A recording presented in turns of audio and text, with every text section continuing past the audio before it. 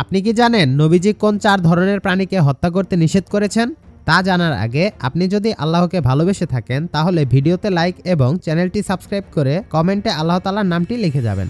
ইসলামে অন্যায়ভাবে যে কোনো প্রাণীকে হত্যা করা হারাম। তার মধ্যে এমন 4টি অবলা প্রাণী রয়েছে যে 4টি প্রাণীকে স্বয়ং নবীজি হত্যা করতে নিষেধ করেছেন।